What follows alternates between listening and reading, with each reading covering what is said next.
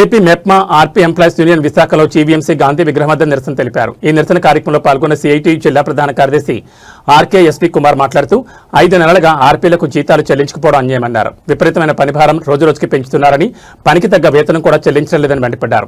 7 సంవత్సరాలుగా వేతనాలు పెంచకుండా ప్రభుత్వం నిమ్మకు నీరెత్తినట్లు వ్యవహరిస్తోందన్నారు. వీవోఏలకు, ఆర్పీలకు వ్యక్తిగత అకౌంట్లో వేతనాలు వేస్తామని సీఎం చంద్రబాబు నాయుడు ఇచ్చిన హామీ కూడా నేటికీ అమలు చేయలేదన్నారు. తక్షణం బకాయి వేతనాలు చెల్లించడంతో పాటు వేతనాలు పెంచాలని డిమాండ్ చేశారు. లేని పక్షంలో రాష్ట్ర వ్యాప్తంగా తీవ్ర నిరసన కార్యక్రమాలు చేపడతామని ప్రభుత్వాన్ని హెచ్చరించారు. 5 నెలల బకాయి జీతాలు చెల్లించాలి. 5 నెలల బకాయి జీతాలు చెల్లించాలి. వేతనాలు పెంచాలి.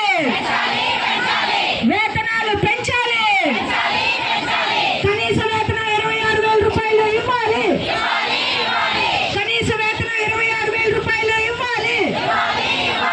కోతలు లేకుండా పూర్తి వేతనం చెల్లించాలి.